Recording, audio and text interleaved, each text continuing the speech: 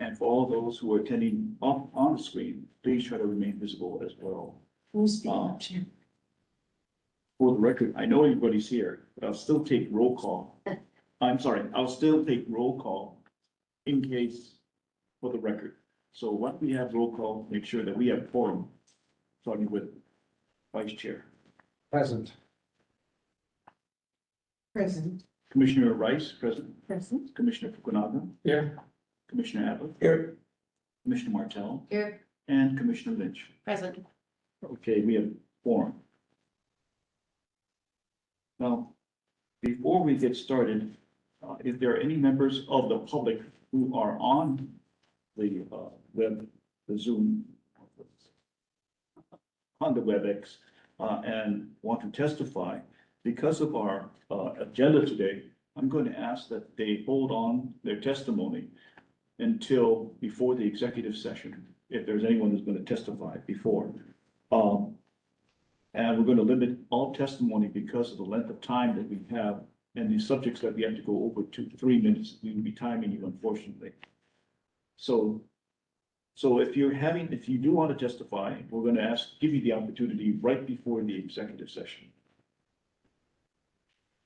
Now, first issue we're going to move on is to new business and the chair's report. The only announcement I have is what was included in your packet of materials concerning State House Resolution number 65, that the State House adopted House Resolution 65, urging the Ethics Commission of each county to adopt standards similar to that applicable to state elected officials and officers and enforced by the State Ethics Commission, meaning to basically adopt the State Ethics Commission policies, regulations in whole. Does anybody want to comment on that? It was included. Because they're exemplary? I'm sorry. Because they're exemplary? Why? Be better than ours? Guess that's a question for the legislators. isn't Oh, We know where we differ. Yeah, no. We do, excuse me if I may, Yeah. interject. Yeah, we do know where we're similar and there are places that we differ. In the coming meetings, we're going to be talking about gifts rules, and they are largely modeled after, not largely, but there are some matters that are modeled after the state. We often look to the state law and the state rules as sort of guideposts, what do they do and then what can we do?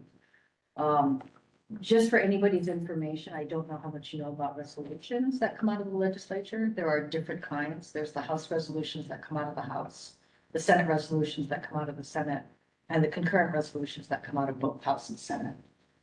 Those kinds of measures don't have the force and effect of law, but they usually ask somebody to do something. And so in this case, they're asking that the county boards of ethics and the Honolulu Ethics Commission consider having similar ethics laws as the state. I would just add that Brian, to remember when I took the state ethics, because I had to look at it as a university employee, you have to pass that in order to remain as a university employee, which I was last year. The biggest area I remember was gifts. They don't have such things as nominal, and they are very strictly enforced with respect to amounts. Here, we do have nominal amounts, and the state frowns upon gifting in general. So that is I think the one biggest area that I find. And also, there was also something else about lobbying, I kind of remember, because lobbying is much more prevalent on the statewide than it is citywide. And they have a huge amount of regulations, much more than the city has on lobbying.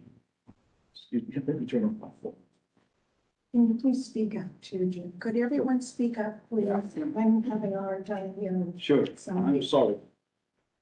But those are the two I remember based on my examination that I took last year. So, question.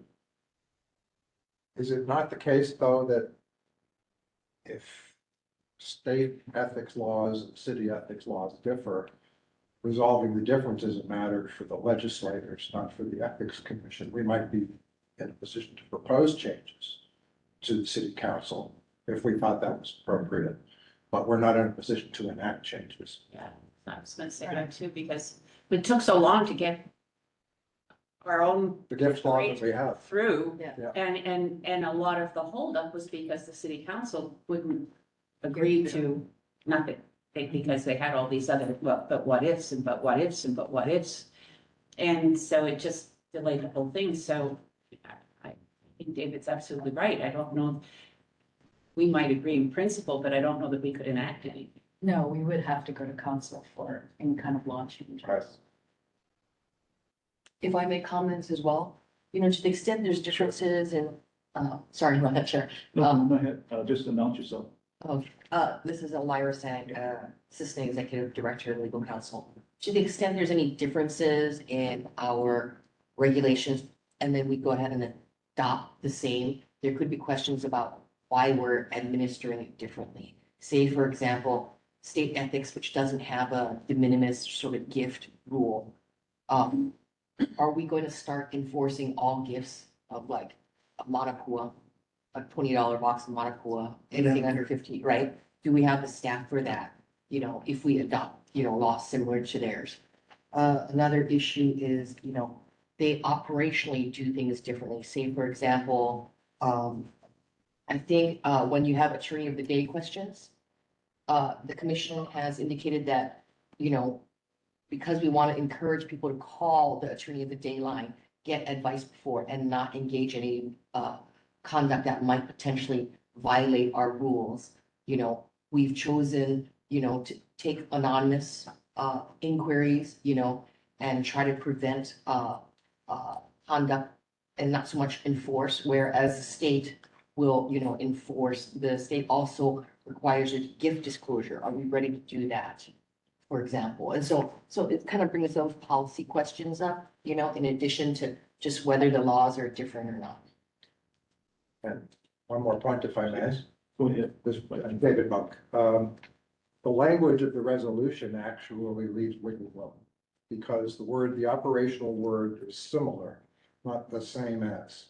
So that the ethics commissions of each county are urged to adopt standards similar to that applicable to state elected and officers.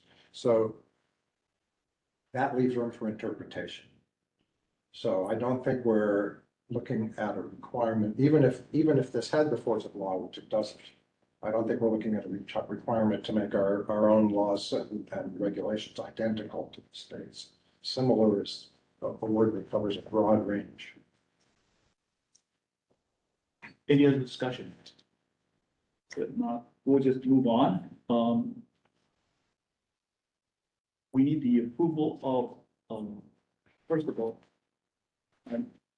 have all you had a chance to review the minutes of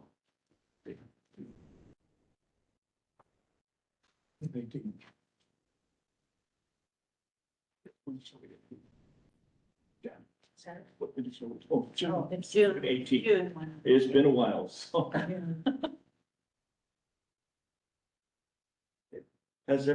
I hope everybody's had a chance to, look at the session minutes of June 18, 2024. And before I ask for a vote to approve it, are there any corrections anyone would like to make? 2024? 2025, sorry. Thank you. Just. With that,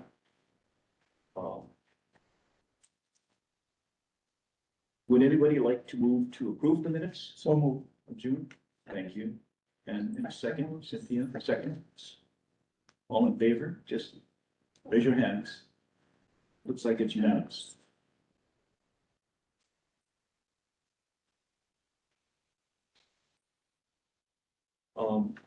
Let's go on now to the next subject of the executive director and the legal counsel's report. Excuse me, Chair, if I may jump Do we back jump to Skip something. the We skipped something. schedule, Oh, I'm sorry. item 3. Thank you. Let's see. Didn't get invited to the meeting. 2026 is supposed to be 2027. Go ahead. Oh, no, it's 26. 2026. Me too.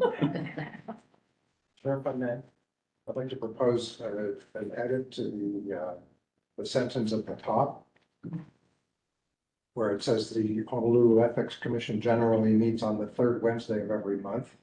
It should be on the third Wednesday of every even numbered month, with the odd numbered months held in reserve, as is shown below. But I think that leaving that at the top, especially if we're going to post this as a public document, it should be clear. I have no problem with that particular edit. Does anybody have any problem with that? I think it's the custom that has been on, every other month, with one month being in reserve. And we might also add in that same sentence, with the exception of January. Because we do every year make an exception for. To meet or not meet? We don't meet. We don't meet. That's the month that all of the lobbyist registrations. Right, but that's not an even numbered month anyway. Right, we don't meet in January, period. We don't keep it as a reserve month. As far as I know, never has. If I could provide, this is Executive Sure. Director, Jan Money.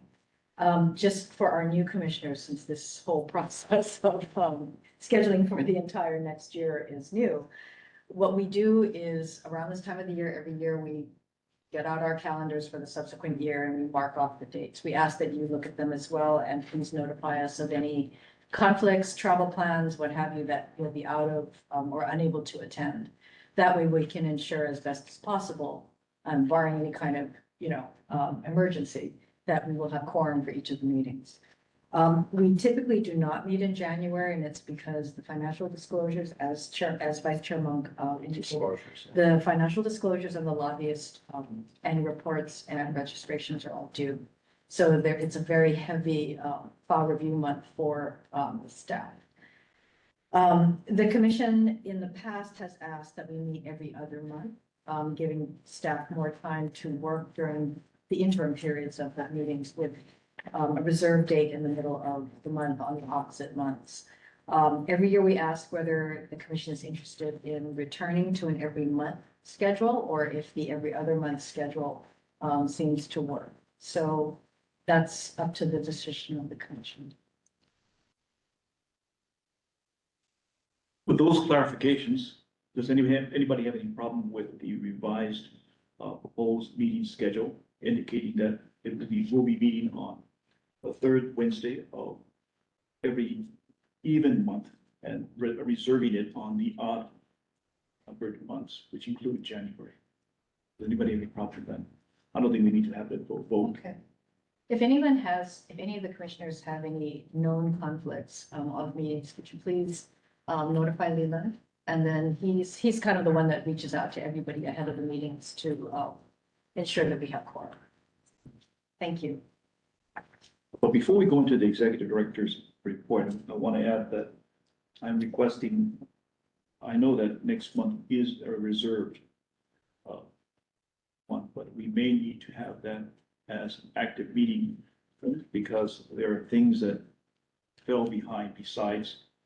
I've been notified that things we need to take into consideration, certain items that could not be considered in this agenda because we have obviously crucial issues to discuss during executive session. So I will be proposing another meeting next month. However, I'm not sure who will be able to make it, and we'll find out very shortly after. That's September. The meeting's September. Yes, well, Yeah. I'm proposing it. I'm just proposing it. The date would be September 17th.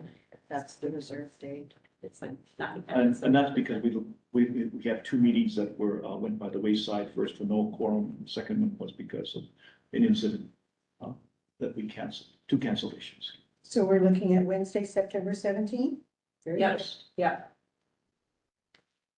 Let us know. You still got to go back and check your calendars anyway. Oh, yeah, I'm good. I canceled every third Wednesday out anyway, because I can't believe that nothing's gonna come up ever. Okay. All right, so if anybody cannot make the meeting, and Leland again will reach out ahead of the meeting, but if you cannot make the meeting, please reach out to Leland and let him know. And he'll make sure that we have. It enough sounds like we have quorum. I quorum. think we will have. So we will file an agenda. Yeah, but they need to go back and look at their calendar.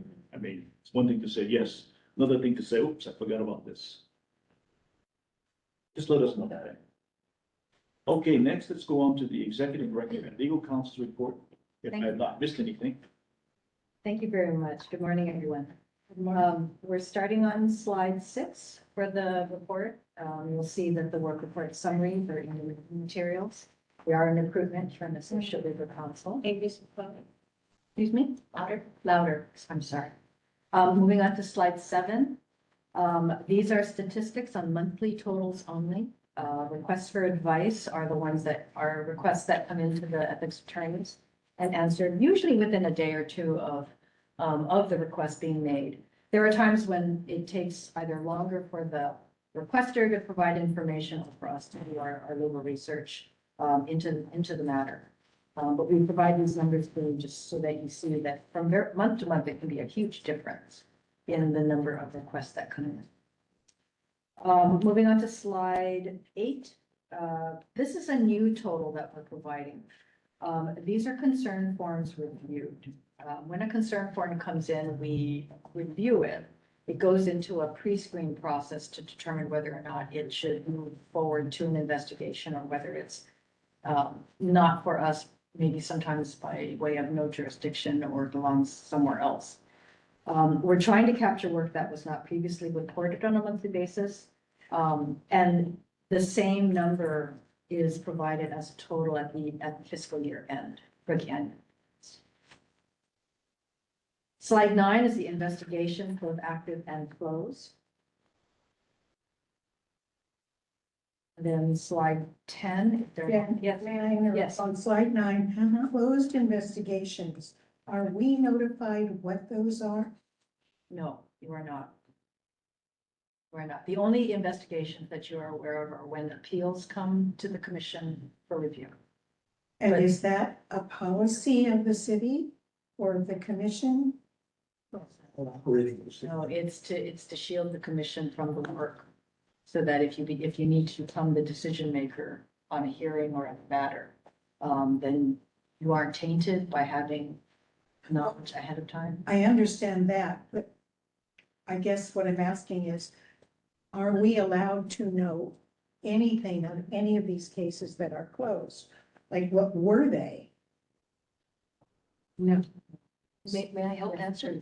So, so what happens is we have these investigations and they could be appealed. If they are appealed, you guys will have to adjudicate it. So we can't let you know what they are. You can't see them unless they are appealed. And then you get to make a determination at that point because you will be conflicted out. So there has to be different layers, you know. So one's your administrative hat. One's kind of like your adjudicator or judge hat, you know. And you're one that could get appealed to court later. You know, we have an investigation level before, but you can't get involved. We can't have, you know, if the commission is to be involved in an investigation level at some point or too early, that might conflict the commissioners. I understand the so- logic. Okay, oh, so that's all. Yeah, I It's in our- get that. Okay. I'm It's our just, rules. in terms of appeal, we have no idea how many appeals are even ongoing. Because it's not reflected in the report. It's not in the statistics. If it's appealed to the commission, then it will be on your agenda. Everybody will be involved. Right. Yes. The kinds of investigations that go on, there is a very strong confidentiality law in our, in the ethics laws. At the end of the year, we do identify in the annual report, the nature of the kinds of complaints that are coming in, as well as, yeah, as well, thank you, as well as the nature of the requests for advice that are coming in, again, by category. And we reflect them in a total basis, triggering, you know, the category. And then we'll add them up and show them in a pie chart, the top 4 areas of inquiry and the top 4 areas of investigation. So it's reflected on a year-end total, but not on a month-to-month basis. And I I'll do hold want to. my other question till executive session. Okay, and I do also want to assure the commissioners that to the extent there is an opinion, there is a mechanism for people to, reporters to seek, the commissioner's review. So, and, hopefully you guys don't have to do that. Hopefully we do the right opinions before we do them thoroughly enough, so people who report concerns, don't need to, seek much further, but there are mechanisms in the rules. I think they're relatively consistent with other administrative procedures of other agencies. So I have a question. And I've asked this before.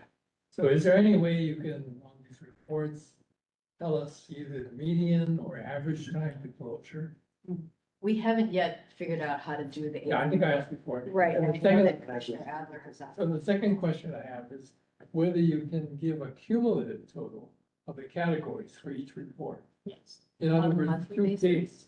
Category 1 had 5 cases, category 2 had 3 cases. Instead of getting hit at the end of the year with all the categories. I don't know if you can do Yes. that. Yes, so does somebody want to speak? Yeah. Lori? Lori Wong Nowinski, Associate Legal Counsel for the Commission. I just want to say that we have this LaLima database that we are working through right now. So I think we will eventually be able to get to that point where on a monthly basis, we can tell you categorically what kinds of cases have been closed. So we can't, it is confidential. We can't get into the nitty gritty detail. I'm not asking for details. Yeah, but from a categorical standpoint, we could do that, and we could also let you know why was it closed? Was it due to no jurisdiction versus insufficient evidence? I think those are the kinds of things that we Yeah, might. it would be helpful for me because if the report shows top 2 complaint categories are this, everything else is 0, then, that's one thing. Or you can see changing over the year, that category 1 suddenly went up 100%. Right. So those would be the things from a policy standpoint, I think commission should know. And if it's taking twice as long to close a case as it had previously with the same staff, that would be a nice staffing analysis. If I could, oh, So those are the reasons why I'm asking. Oh, they're good reasons. Yeah. Commissioner Lynch. So because I'm a data wonk, sorry, I can't help myself. Is it also possible to understand in the aggregate, as we've been talking about in the aggregate, where the cases are coming from? In other words, are they coming from transportation? Are they coming from the police department? Are they coming from city works? Where are they coming from? So that those departments or areas could be, That's interesting. more attention for training or more attention for exposure, more of everything, not to be judgmental of them, but to give them more attention so that there aren't as many complaints coming from those particular departments. I think Associate Legal Counsel, Wong Lewinsky. Yeah, we have data on that as well. Oh, good. Yeah, where the concerns are coming from and the subject department for the concerns. Okay, and so then is that then tagged to where you spend where you put your, what is it, the tables that you put out for On pop-up tables. pop-up tables and things? I mean, are you targeting those places? We're doing them at the various hallway most of the departments have their executive headquarters. Uh-huh. So whether at Honolulu Hale or at the Fosse Municipal Building, that big gray office tower that holds not most, but many of the city offices. And then one in Kapolei Hale, where some of the other offices have their executive administrative offices. And we do have that data. Lori is right. We have never published it. We didn't want to call out agencies in a public report of how many each agency had. That can be done. So if it's not, I'm not saying that it should be public, but is there any mechanism for giving that information back to the mayor, for example? Or to the department? Or to the actual department head, so that they're aware? Yeah, we can do that. And I wanted to say that actually some of the departments who maybe need some specialized training, they have actually proactively gone out on their own and they have actually contacted us. Oh, good. Even say anything, so it's been great. Great, but that's something that you should be able to brag about too, though. Yeah. Okay, That's Google Doc. We are trying to build a rapport with the departments, so that is, part of that outreach is very important. May I comment also? This is Assistant Executive Director at Legal Counsel Omira Zhang. In addition to all these outreach efforts, you asked about a database. And I just wanted to let you know that, unlike when I worked other places in private practice or at the state, you get to buy a program to do that. In the city, you have to build it from scratch with our DIT department that works very hard. And that means our own staff has to create the parameters, test it, figure out what to put in, test it. And it's been an ongoing project. They've worked really hard on it. It's really good. We were finding additional things we need and want. But they've worked very hard on doing this. So it might take a while because we have to create it from scratch. So what I'm hearing is that some of the commissioners would like monthly categories identified in the closed investigations and perhaps all information pertaining to the origin. What agency, open public, or something of that nature. Yes, for the commissioners, so we have a better picture of, it's like a SWOT analysis. We have a better picture of where do we stand, where are we? How are we being positioned? And how are we positioning ourselves to be proactive for potential issues that could arise? So that was very interesting. Yeah, I don't think we need to vote on this, but we need to have the executive director address this issue and see whether it is possible within the parameters of the information that the legal counsel, one of the legal counsels had indicated. So if it's possible to do that without creating something from scratch and additional work, then let's go ahead. But we'll find out whether or not and how much trouble. Yeah. How much trouble, or if none whatsoever, it could create to give commissioners more information. So we would ask you or task you with that. Well, Lima, again, the database has been under construction and enhancement now for over a year, I want to say. It has come a long way. At first, it was barely functioning, and now it has the beginnings of a real dashboard of information that we want to be able to pull to make the whole process more data-driven and data-heavy. We are using it to, sort of decide or look at trends for future education programs or outreach programs. And I think the enhancement is going to it's going to continue to grow. We are doing the same kinds of things. It's not exactly related to this, but we are doing the same kinds of enhancements with the financial disclosure and the lobbyist programs. The lobbyist program used to be a PDF filing, and so we never had the opportunity to do any reporting at all. Last year was the launch of the application for the online filing.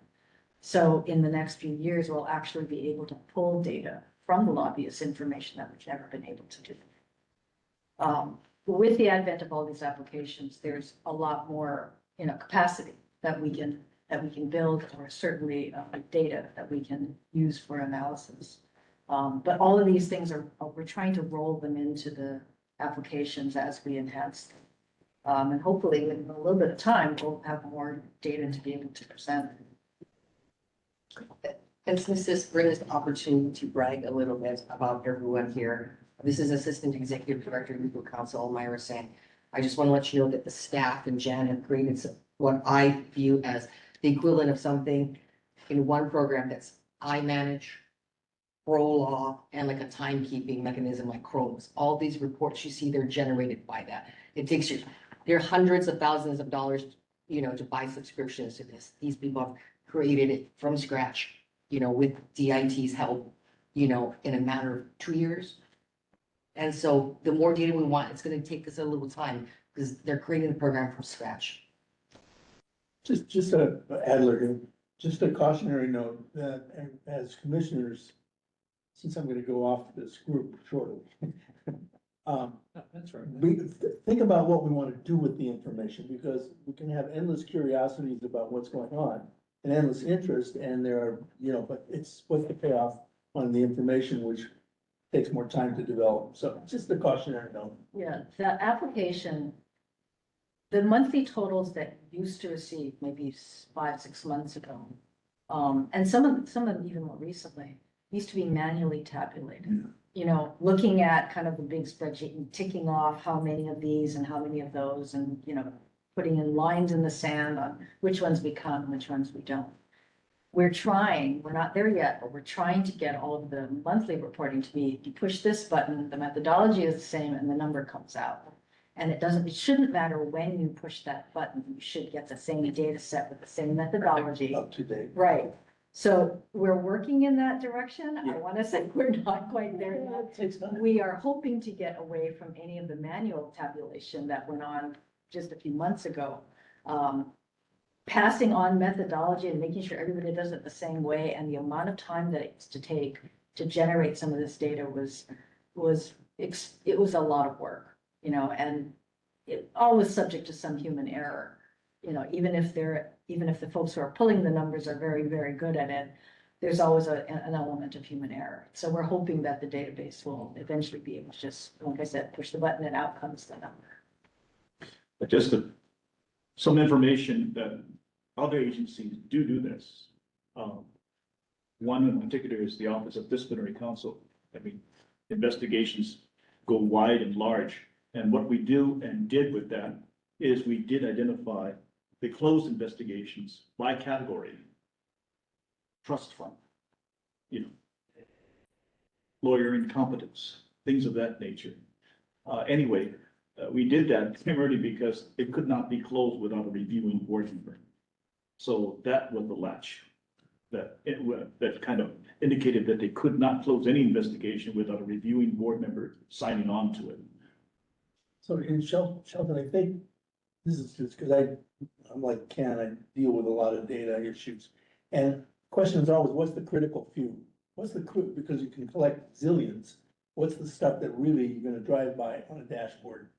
What are the big ones? And you just talked about some of those for disciplinary counsel. And I think, you know, it's the same thing for us. What's the critical group, critical few? Mhm. Then rise to the top. Doesn't mean you don't collect other stuff. You say, those are the big ones. Anyway, sorry. I think there's also an opportunity here where, you know, our training specialists, we've done a certain amount of trainings on how do we know that our training program, our outreach program is yielding results? You know, how do we figure that out? We haven't yet found the right way to do it. I know there have been a number of Pogo Connects on data and how do you know if your program is working? You know, how is it results driven? We know that the state has certain results and we have other results and they're based on the same thing and theirs is going up and ours is going down. That kind of thing, you know, I think we're still investigating exactly how best to do it. And she can touch on that as well when she gets to her report.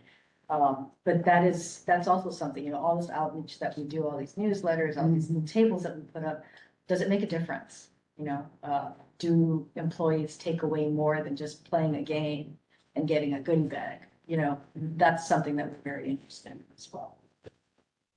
Also, sorry, can I also distinguish that the database it's a database and it's not a dashboard. Oh, So, could you identify who's speaking? this is Erin, Oh, hi. administrative specialist. So with that in mind, all of these numbers that the system is pulling, it's a point in time count. So it's not exactly the same as a dashboard. So sometimes we have to open cases on a, you know, that were closed. And so if you run a report while someone is in the matter, it's showing that it's open. And so it's not going to be exactly the data that maybe you guys are necessarily thinking of that's being tracked in a dashboard kind of system. Well, those are all good considerations. I think, Jan, will look into this further. I don't think it requires a vote. So Oh, one last comment. go ahead. So the reason I'm asking for the data is in order to understand how you're doing, you need a baseline. Right, if the baseline is 0 and you're at 100, then really, wow, the baseline was 100 and you're doing 100, that's not so good. So the baseline is critical to knowing where to put your resources, what you should be paying attention to, and how you should go forward in the future. And that's really the goal I'm trying to get at. Now, the display of the information is going to be ongoing.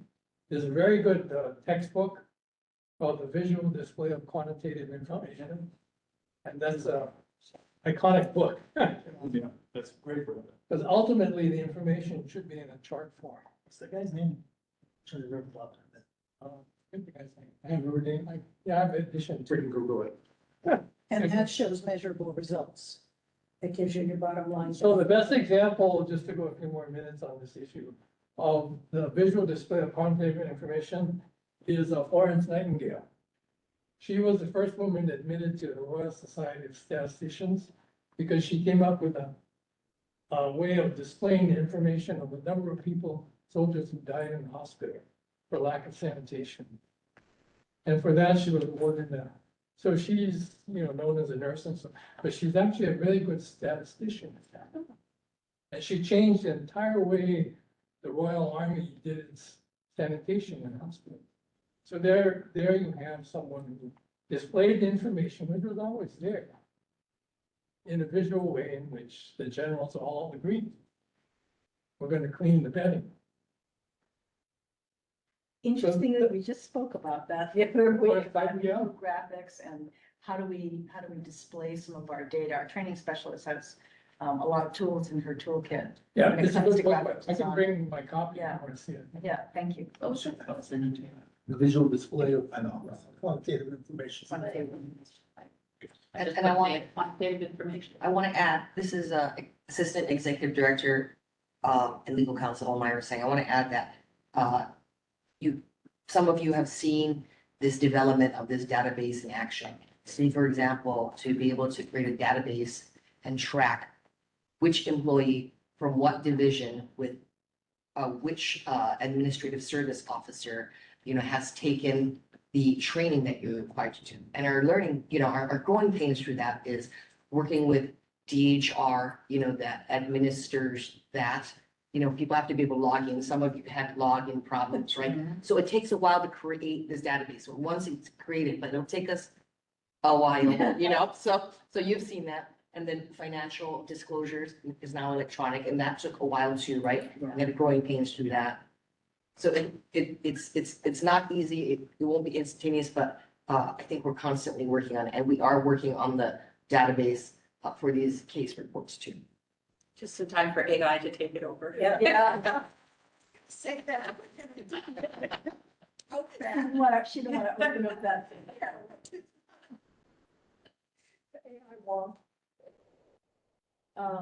If there are no more questions, then I'll proceed.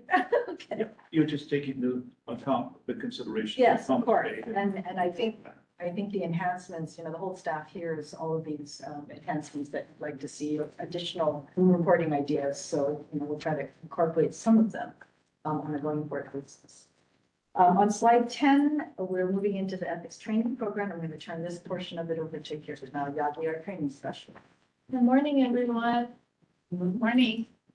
So to start, in the last report, I reported that we had 140 of 214 for the board and commission training numbers.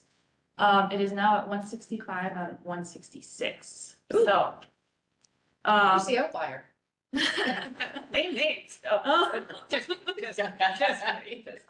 So we talked about in the last meeting how we were thinking about going into enforcement to catch up with those numbers, and we did. And not only did we contact all of the liaisons for these members, but it was also kind of like a clean sweep of all inactive members.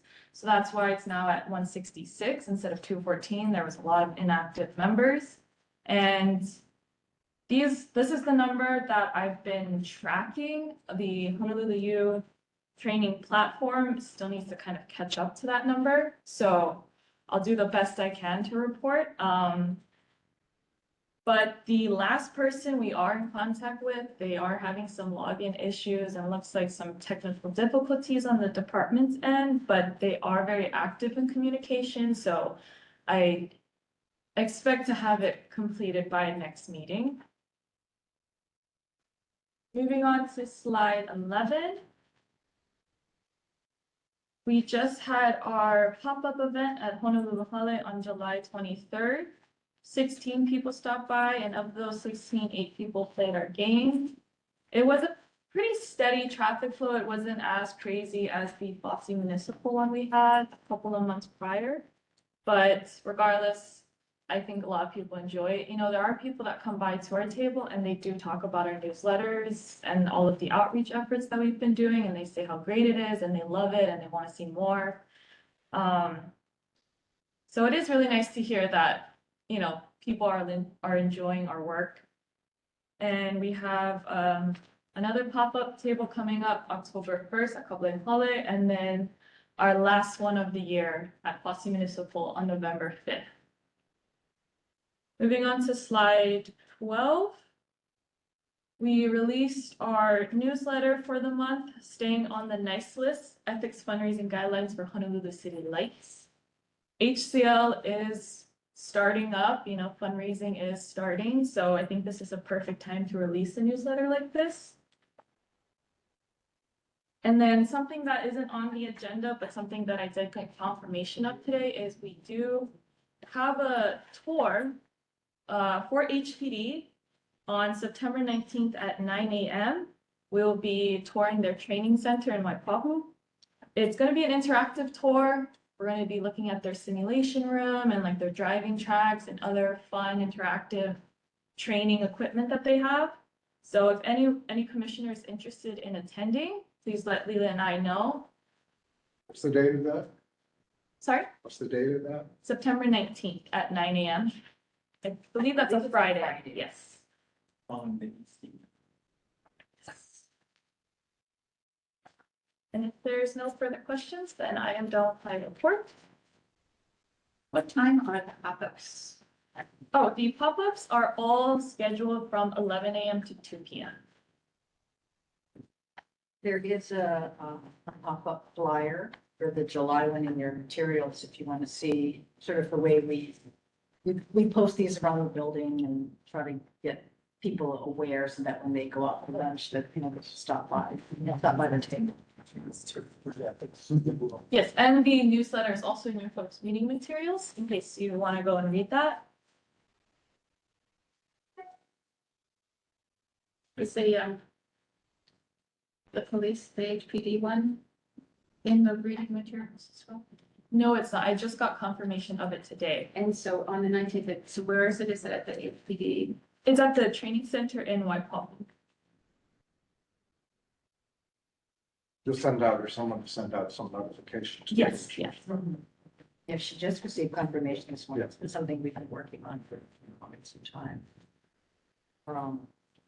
I wanted to add one more thing, and we do, it's not quite ready for deployment yet, but we do have posted to the website, the new board and commission training. You want to talk a little bit? Yes, about that? so we just released, and sorry, I forgot to mention, we released our new board and commission training video. It's now on our website. This one is for new members joining, so I know we have a few new members.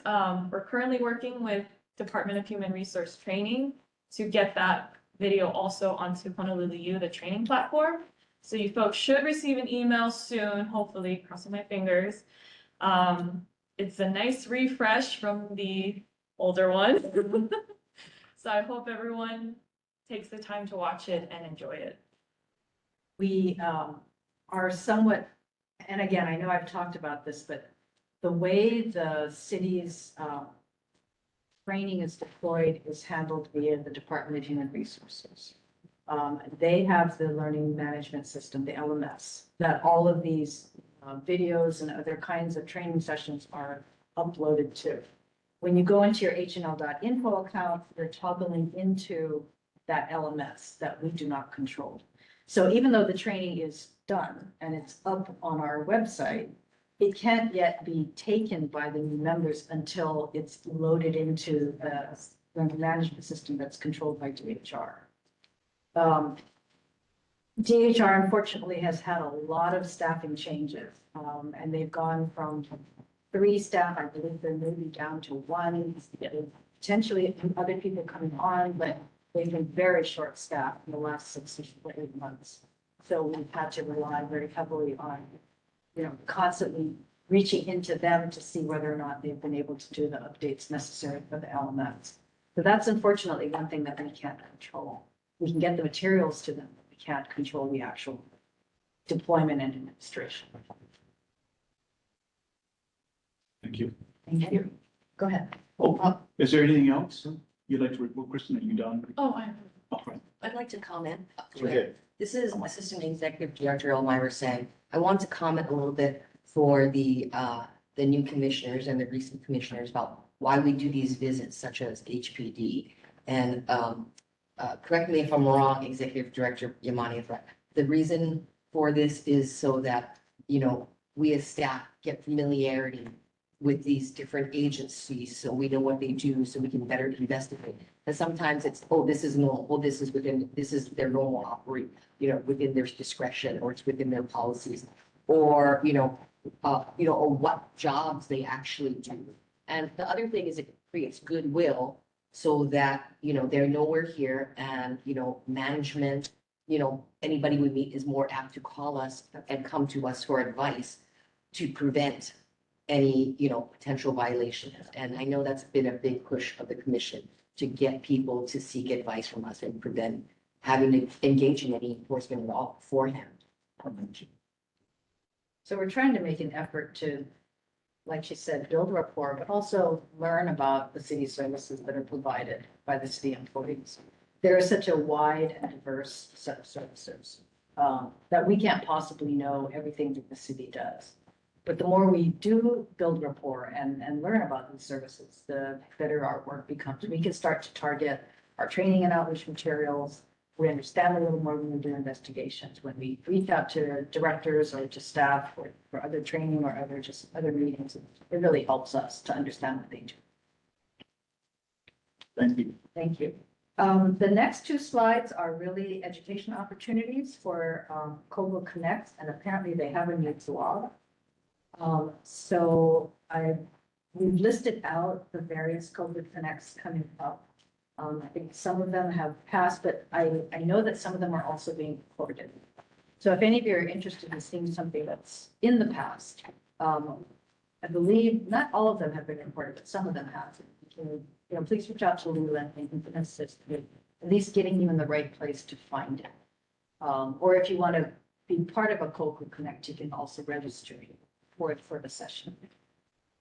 The new blog, and I'm jumping to slide 15.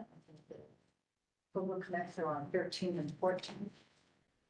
The new blog is on slide 15. There are no dates on that because I believe I haven't actually tried it yet. I believe you just log in and. I've not tried it either. I haven't It tried was it. recent that they've created this I blog. think it was last week, maybe when we were putting the materials together. That was the first kind of push for their new blog. Apparently they're looking at, the first one, they're looking at the fast changing landscape of camping finance. I'm sure they'll have many more to follow. It's the very first one. On to slide 16. I am happy to report that there is a Kogo conference coming up in December. We did get approved in the budget for one commissioner travel. And so I'd like to ask Chair if he wants to select a commissioner, or we do have one commissioner travel to offer this year. This is new. We've never done it to do I'd this. like to offer it up to the commissioners. If anybody wants to volunteer to go to this event, let me know. Unfortunately, I cannot. When is it? December 7th. 7 through 10 in Atlanta. I went last year and it was very enriching. And I would love to go again. So I'll throw my hat in the ring. Okay. Anybody else? Just look at my calendar. Sorry. I have to look at my calendar. Okay, well, let us know. I mean, we still have a lot of time to decide. But do you have any interest? Okay, so we have 2 people interested. Anybody else? Okay, go this year. Okay. It's at the time of year, that's the end of the term and graduation. This is Erin again. It may seem like a lot of time, but there is a lot of stuff that needs to go into this beforehand. So if you could make a decision, I don't sooner rather than later about who's going. Because I would need to discuss with the commissioner how it works and everything, and then I have to get the approvals and everything in place and they make the arrangements. So it may seem like a long time, but the sooner that we can at least get that settled, who's going, the better. We will. Thank you, Erin. Thank you. We will expedite. Are there any other, is there any other information that we need to consider? I don't think so. Exactly. That's the end of my report. And Aaron is correct on the travel. There are a lot of restrictions of what you can do, what you can't do, how much you're gonna get for per diems. It's not much. So, there is some cost involved, even if you do get a per diem, you probably can't be all day on it. So in any case, I mean, maybe we can, do you want to put it on the September agenda? Yes. Yes, okay, Put it on September agenda. because that should be a relatively, Who knows, other candidates may find that they have available December. Okay, I don't believe either that, let me or Leland know. Both, they should let both of us Both know. of us know. Yeah. All right, thank you. I'll add my endorsement to Commissioner Rice's that the conference is extremely valuable. Anybody who gets the opportunity to do it, I've done it once, definitely should go at least once, because the networking and information that you collect and the overall experience are well worth it. You can Unfortunately, convince them all- to pick another time, another month of the year. They always do it around that time. At least this year it's not in Montreal. Yeah. It's still gonna be cold. Atlanta will be snowy in December. Yeah. But I went last year on my own dime and it was expensive. Yeah. Renting a car, staying somewhere. Yeah, it was an expensive. Experience. Chair, I yes, just one general comment on training. yes, So many of the, what I would call the elite universities like Stanford, embedding ethics into regular classes, like in the education department, across the ethics component. Computer science, especially artificial intelligence, requires an ethics component. I need it. So ethics is getting embedded in the actual educational course. Yeah, And perhaps that's the way That's right, it HPD. should be done here also. I designed the For- curriculum for for graduate companies. certificate in ethics for professional You service. could embed that as part Starts of the next spring. training, like HPD goes through and so forth. They may already have it, Can but decentralize it. that's the way to really get ethics into people's thinking, Absolutely. not later on. Yeah. After 10 years, Yeah. what's ethics? Then it's just too late. So as a blatant plug, HB was launching the first that we know of, graduate certificate in ethics for public service, 4 courses, 4 8-week courses. cool. It's transcribable, so you get to graduate, walk across the stage and get your certificate in front of everybody with your cap and gown. All you need is an undergraduate degree. And it will launch this spring. To that point, for, new employees at the city, there is an ethics component in the new employee orientation, developed by our training specialist and shown it to every new employee. So on the front end of their journey at the city, every 2 years, they're required to take ethics training. And oftentimes we are asked to participate in, sometimes when there's a recruit class or there's a battalion chiefs, they're being promoted. Sometimes we are asked to provide a component in some of that training as well. So to your point, I think it's good to always have these reinforcements at the beginning, during, and then as they move from level to level in their city employment. When they become supervisors, then all of a sudden they're the person that all of their employees go to. So there is a slightly different take on how you understand and how you train your folks. Ethics really is a way of life. Commissioner Adler, did you have? Well, I just wanted to ask Jan, if you or anybody else knew anything further about what's going on with Maui and the Big Island, especially Maui, because Mike Lilly, I know, is trying to Yes. boot it up and stand it all up. Any, Thank you for asking. Maui has hired an executive director. oh, good. And she is currently a member of the Board of Regents, at the wage. So at her last meeting, after she was done with her Board of Regents meeting, she came down here to meet with us. I mean, whoever was in the office on that day got to meet her. Her name is Laura Nakatake, and she is, I think she has a part-time investigator on staff with her right now. I don't think she has her secretary or other administrative support yet. But we are providing help to her as often as she needs it. She's already emailed us several times. We had a very nice meet and greet when she stopped into the office. She has a long way to go with building an office. And she's, you know, I really applaud Maui's efforts to My, move so quickly. You know, my they got buddy it was a on- former commissioner from here, and he's really, was very committed to building it on Maui and getting it. And we've been talking with him from one side, trying Right. to help him out. Yeah, so we had a lot of. Sideline assists. Yeah, we had a lot of email discussions. The then chair was Chair Sturdivant. I'm not sure I'm saying his name correctly. He went to COCO last year. He was the first member from the board, from the Maui board to go. And we've had ongoing emails and other discussions as they were heading into the charter amendment. And now that Lauren is on board, you know, their new ED.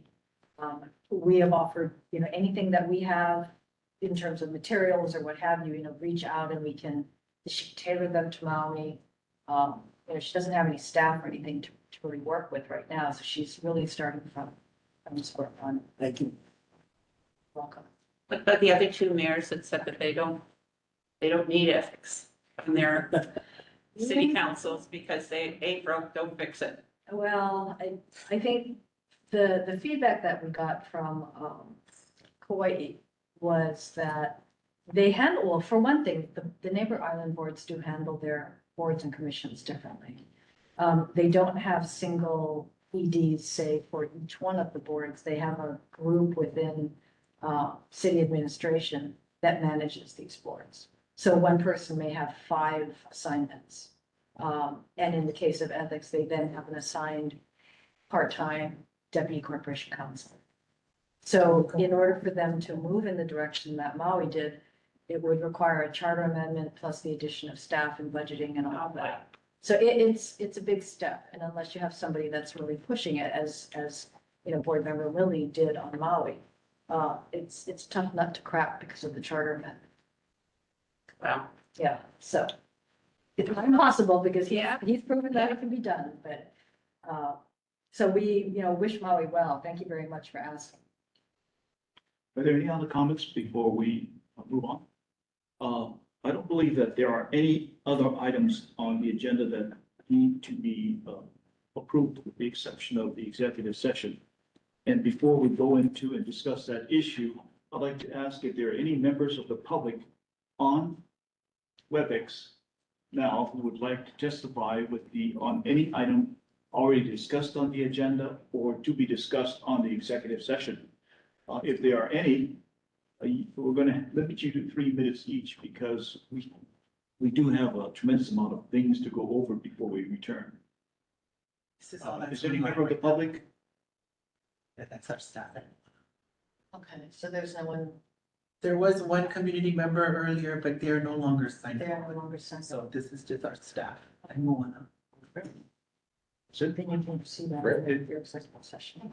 Okay, Chair, before we consider executive session, I propose a 10-minute break. sure. But before we go to the 10-minute break, just let the record indicate there's nobody on the public right now who wishes to testify. And so why don't we take a break? Would you like to do your motion and second? Yeah, I First think- go in and then. Go ahead. Why don't we do the motion first and then All right, sure. And then we'll take a secret break. I think we'll take a break right after that, but we're going to need a motion. The next object on the next issue on the agenda is to discuss the executive session. And the executive session will concern the following issues or determine for discussion and action should the Ethics Commission enter into the executive session pursuant to Hawaii Revised Statute, Section 92-5A, parentheses 2, parentheses, to discuss and prepare the annual evaluation of the executive director and legal counsel. B, for discussion and action, should the Ethics Commission enter into executive session pursuant to Hawaii Revised Statute 92 11-5A2 to discuss the salaries of staff positions of the Ethics Commission pursuant to the Ethics Commission's authority in section 11-107 of the revised charter of the City and County of Honolulu, 1973, as amended. Next, the other session will cover the following as well. For, I think you covered it. those more, cover the two. Have I covered it? Yeah, all right, Could we get a separate motion and second for each of the items A and one? sure. I have no problem with that. I was just, Thank you. is there any do we have a motion to go and, to executive session to adjourn the public meeting and to go into executive session on A, which is for discussion and action, entering into the executive session pursuant to HRS section 92.5A2 to discuss and prepare the annual evaluation of the executive director and legal counsel. Do I have a motion? So moved. Second, Been moved and seconded. With that, could I have a roll call? Who would approve it? All those in favor? Okay, let the record indicate that it's unanimous. Next, I would like is there a motion to go into executive session for action, for discussion and action as to whether the Ethics Commission should enter into the executive session pursuant to HRS section 92-5A2 to discuss the salaries of staff positions of the Ethics Commission pursuant to the Ethics Commission's authority under section 11-107 of the revised charter of the City and County of Honolulu, 1973, as amended. Do I have a motion? So moved. So moved by, Second. and seconded by Commissioner Martell and Lynch. All those in favor, just raise your hand. So we have a unanimous vote on that as well. But before we actually go into the session, let's have a little break. We can, all group of respective. you. And, Oh, that was done while you were out. So, we needed just. And for the record, Okay, for the record, you can put this on the record. That the commission has decided to, continue with the executive session on the issues that were raised in the agenda today to September 3rd, at 1 o'clock. At which time we expect a full, at which time we're going to expect an agenda with appropriate purpose. But the primary issue will be the executive session. Okay? With that, before we go up to, if there's anyone have anything else to add? Otherwise, I'm going to entertain a motion to adjourn. So moved. Second. All right, so Adler moved. I did not move, second after. Monk, second. Yeah. And Adler second. Does anybody have any opposition? No, no. Okay. It's adjourned. Thank you. You're for adjourned. So for the record. This is a record.